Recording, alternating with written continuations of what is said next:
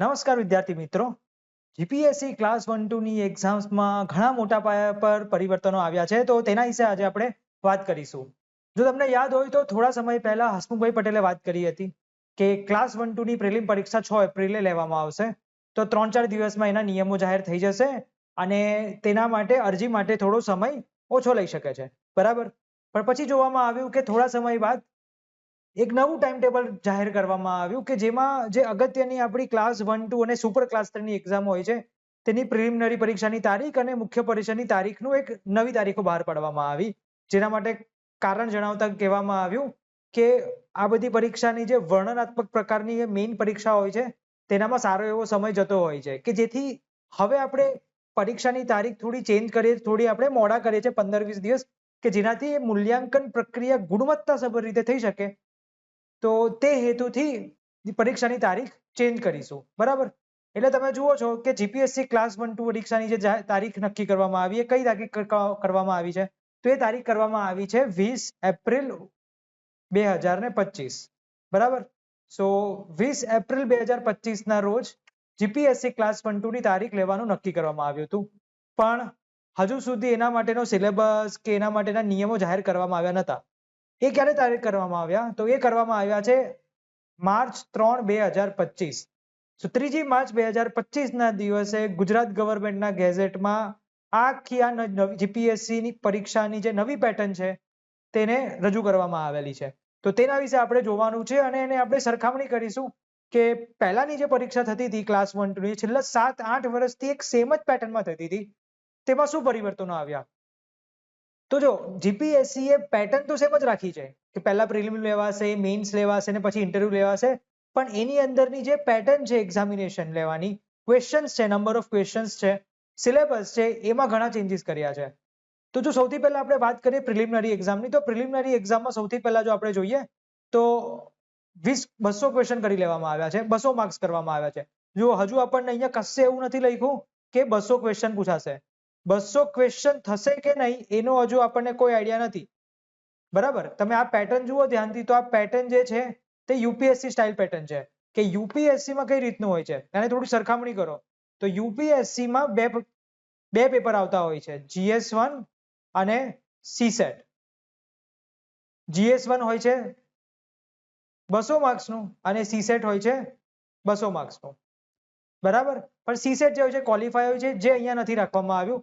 GPSC માત્ર અહીંયા general studies લખેલું છે, એટલે એવું આશા રાખે કે મેથ્સ રીઝનિંગના ક્વેશ્ચન્સ પણ જનરલ સ્ટડીઝની અંદર જ આપણને જોવા મળી શકે છે. અને એવી પણ આશા રાખે કારણ કે 3 કલાક આપેલા છે, જેનો મતલબ મેથ્સ રીઝનિંગ તો હશે જ હશે, બીજા બધા સબ્જેક્ટ આની અંદર આવરી લેવામાં આવશે અને આ 200 ક્વેશ્ચન જ હશે એવી આશા આપણે રાખી શકીએ છીએ, કારણ કે જીપીએસસી એ 3 કલાક કીધા છે, જ્યારે યુપીએસસી ની પરીક્ષામાં 3 કલાકની જગ્યાએ 2 કલાક હોય છે અને એની અંદર 100 ક્વેશ્ચન હોય છે, બરાબર. અહીંયા સમયગાળો 3 કલાક છે, એટલે આપણે એવું અત્યારે ધારીને ચાલીએ કે અહીંયા 200 ક્વેશ્ચન જ છે અને એક ક્વેશ્ચનનો 1 માર્ક જ રહેશે. હજુ માર્ક્સમાં પણ કોઈ ક્લેરિફિકેશન નથી આવ્યું કે એક ક્વેશ્ચન કેટલા માર્ક્સનો રહેશે, પણ આપણે આશા રાખીશું જો 200 ક્વેશ્ચન આવશે તો એક ક્વેશ્ચન 1 માર્કનો જ રહેશે અને નેગેટિવ પણ જે છે તે 0.33 રહેશે. હવે અમુક વિદ્યાર્થીઓને પ્રશ્ન થઈ શકે છે કે શું અહીંયા નેગેટિવ માર્ક હશે કે નહીં હશે, તો હા, નેગેટિવ માર્ક હશે જ, પણ નેગેટિવ માર્ક કેટલા હશે, 0.3 થશે, 0.33 થશે કે 0.25 થશે, તેનું હજુ અહીંયા કોઈ ક્લેરિફિકેશન નથી આપવામાં આવ્યું, બરાબર. ઓકે, તો જનરલ સ્ટડીઝ પેપરનો જે સિલેબસ હશે તે કમિશન દ્વારા નોટિફાઈ કરવામાં આવશે, એટલે હજુ એક્ઝેક્ટ આમાં સિલેબસ નથી આપવામાં આવ્યો. આપણી જે જૂની પેટર્ન હતી, જૂની પેટર્નમાં શું હતું, જૂની પેટર્નમાં GS1 પેપર હતું અને બીજું GS2 પેપર હતું, બંનેમાં 4-4 સબ્જેક્ટ હતા, બરાબર. 4-4 સબ્જેક્ટમાં કયા કયા 4-4 સબ્જેક્ટ હતા, તો કે પહેલા પેપરમાં આપણને ખબર છે કે પહેલા પેપરમાં આપણી પાસે હિસ્ટ્રી હતું, ઇન્ડિયન પોલિટી હતું, પછી જ્યોગ્રાફી હતું, સોરી આર્ટ એન્ડ કલ્ચર હતું અને જનરલ મેન્ટલ એબિલિટી હતું. અને GS2 પેપર જે હતું એની અંદર economics, science and technology, geography અને કરંટ અફેર્સ હતું, બરાબર. હવે અહીંયા શું થવાનું છે, શું અહીંયા 8-8 સબ્જેક્ટ રહેશે કે નહીં રહેશે એ આવનારી કોઈ પણ નોટિફિકેશન આવશે ત્યારે તમને જણાવવામાં આવશે. હા, એક વસ્તુ ક્લિયર છે કે બધું MCQ જ રહેવાનું છે, એટલે એમાં કોઈ ટેન્શન છે નહીં કે પ્રિલિમિનરી એક્ઝામમાં કોઈ પેટર્ન ચેન્જ થવાની છે, બરાબર. ઓકે, તો આ થઈ ગઈ પ્રિલિમિનરી એક્ઝામિનેશનની વાત. પછી જો આપણે વાત કરીએ મેઇન્સમાં શું ચેન્જ થયા છે, તો મેઇન્સમાં બહુ ધરખમ ચેન્જીસ કરી લાગ્યા છે. અમુક લોકોને આઘાત આવે એવું કામ થઈ ગયું છે અહીંયા તો તમે અહીંયા જુઓ તો પહેલા માત્ર ને માત્ર 6 પેપર આવતા હતા, પણ એની જગ્યાએ તમે અહીંયા જોઈ શકો છો કે અહીંયા આપણને 1 2 3 4 5 6 ને 7 પેપર જોવા મળે છે કે જે બધા ડિસ્ક્રિપ્ટિવ એટલે કે કન્વેન્શનલ ટાઈપમાં જોવા મળશે. પેટર્ન સેમ જ છે, તમે જુઓ સબ્જેક્ટ સેમ જ છે, Gujarati language, English language, essay, general studies 1, general studies 2, general studies 3, general study 4 તમને નવું જોવા મળશે. બરાબર. તો હવે આની અંદર શું આવવાનું છે એ હજુ પાછું નક્કી નથી કે GS4 માં શું આવશે. હા, પણ GS 1 2 3 જે આપણા જૂની પેટર્નમાં હતા એ સબ્જેક્ટ્સ તો બધા હશે જ. અહીંયા શક્યતા છે કે UPSC જેવું ઇન્ટ્રોડ્યુસ કરી દે, નવા સબ્જેક્ટ પણ ઇન્ટ્રોડ્યુસ કરી દે, જેમ કે ઇન્ટરનેશનલ રિલેશન થઈ ગયું, સોસાયટી થઈ ગયું. બરાબર. તો એવા સબ્જેક્ટ્સ પણ આની અંદર ઇન્ટ્રોડ્યુસ કરી શકે છે, પણ હજુ હાલમાં હજુ કોઈ નોટિફિકેશન આવી નથી સિલેબસ માટે. સૌથી અગત્યનું શું છે કે જેનાથી ઘણા ગુજરાતીઓને ગુસ્સો આવી શકે છે એ છે કે ગુજરાતી અને ઇંગ્લિશ પેપર એ બંને કરી દેવામાં આવ્યા છે ક્વોલિફાઈંગ, અને બંને થઈ છે 300 માર્ક્સના. જેનો મતલબ એ થયો કે ગુજરાતી અને ઇંગ્લિશનું પેપર ક્વોલિફાઈંગ હોવાના કારણે છેલ્લે જ્યારે મેઇન્સ માટેનો કટ ઓફ નીકળશે તો મેઇન્સના કટ ઓફની અંદર આ બે સબ્જેક્ટ્સના માર્ક ગણવામાં આવશે નહીં. 25% છે, 300 ના 25% ગણો તો કેટલા થશે? 75. તો ગુજરાતી અને ઇંગ્લિશમાં તમારે 75 માર્ક લાવવાના રહેશે. તમે પછી 100 લાવો 150 લાવો એનો કોઈ મતલબ નથી. બરાબર. તમારો ગોલ ખાલી હવે 75 માર્ક્સનો છે. બધા પેપર 3 કલાકના છે અને બધા બાકીના જે મેઇન મેરિટ પેપર તમે જુઓ તો મેરિટ પેપર બધા 250 માર્કના છે. કેટલા પેપર છે? 5 પેપર છે, એટલે 250 ગુણ્યા 5 કરો તો આવશે 1250. એટલે આપણું હવે જે મેઇન્સનું જે ટોટલ થાય છે તે 1250 થાય છે. જૂની પદ્ધતિ અનુસાર બધા પેપર જે હતા તે 150 માર્ક્સના હતા. GS4 જેવું હતું નહીં. બરાબર. જેના કારણે ટોટલ જે માર્ક્સ થતા હતા મેઇન્સના એ 900 થતા હતા. બરાબર. પણ જે હવે અહીંયા 1250 થઈ ગયા છે. તો આ વસ્તુ ધ્યાનમાં રાખવાની છે. હજુ સુધી યાદ રાખો કે 1 2 3 4 માં કયા કયા સબ્જેક્ટ્સ આવશે તેની હજુ સુધી કોઈ નોટિફિકેશન નથી આવ્યું. નવો સિલેબસ આવશે ત્યારે આપણને જાણવા મળશે. ગુજરાતી, ઇંગ્લિશ, એસે બધામાં પરિવર્તન આવશે, કારણ કે હાલની જે ગુજરાતી ઇંગ્લિશની પેટર્ન છે તે 150 માર્ક પ્રમાણે છે. હવે અહીંયા 300 થઈ જવાના છે. તો એનો મતલબ શું કે દરેક પ્રશ્ન જે 10 માર્કનો આવતો હતો ગુજરાતી લેંગ્વેજમાં શું તે હવે 20 માર્કનો થશે. એ બધું અત્યારે આપણે કશું ધારવાનું નથી. આપણે આપણી તૈયારી ચાલુ રાખવાની છે. જે પ્રમાણે પ્રિપેરેશન ચાલુ રાખે છે એ પ્રમાણે પ્રિપેરેશન કન્ટિન્યુ રાખવાની છે. જેવો સિલેબસ ચેન્જ થશે ત્યારે આપણને જાણવા મળશે, ત્યારે આપણને આગળ ખબર પડશે કે હવે શું કરવું. તમારા માટે નવું હશે એવી રીતે બીજા બધા જ વિદ્યાર્થીઓ માટે આ નવું હોવાનું છે. બરાબર. એટલે પેટર્ન પર ફોકસ કર્યા વિના જે આપણે તૈયારી કરીએ છીએ એના વધારે ફોકસ કરીએ તો એ વધારે સારું રહેશે. બરાબર. સાથે સાથે અમુક નોંધ આપણે યાદ રાખીશું. જે ગુજરાતી પેપરનું સ્ટાન્ડર્ડ રહેશે તે નોર્મલ જે પહેલેથી કહેવામાં છે કે 12મા ધોરણ પ્રમાણે રહેશે.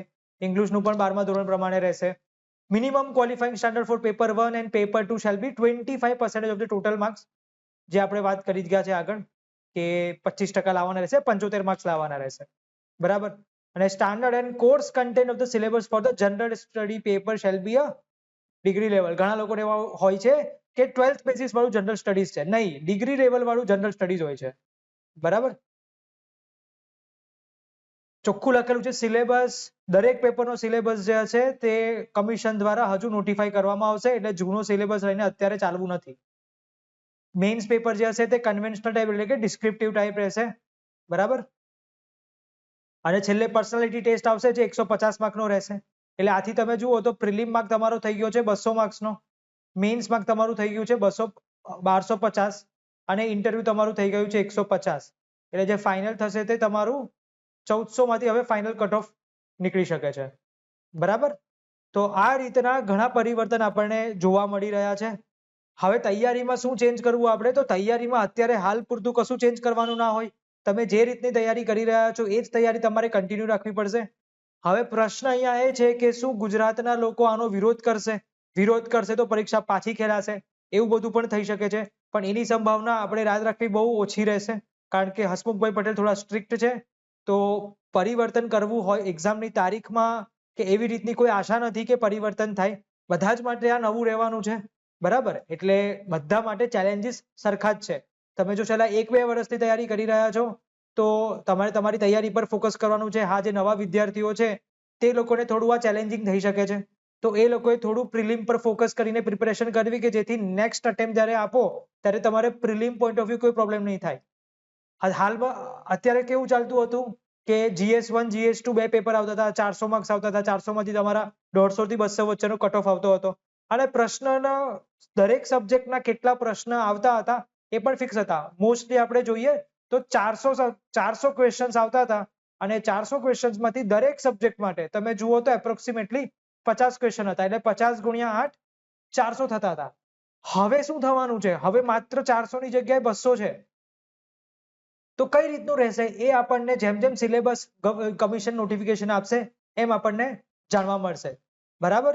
એટલે પોસિબલ છે કે ડિફિકલ્ટી પહેલા કરતા પણ વધી શકે છે કારણ કે 400 થી 200 ક્વેશ્ચન કર્યા હશે તો કંઈક તો વિચારીને કર્યું હશે।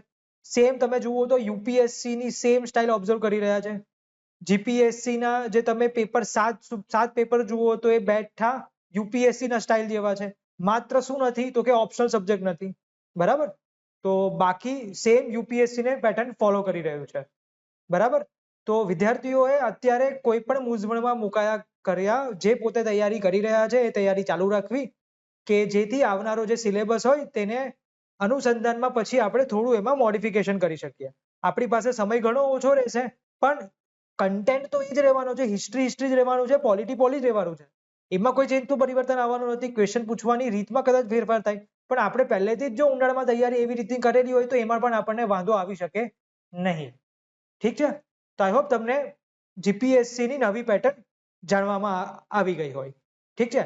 તો હવે જ્યારે પણ નવું સિલેબસનું ને એવું પેટર્ન આવશે ત્યારે ફરી પાછા આપણે અહીંયા જ મળીશું। Thank you.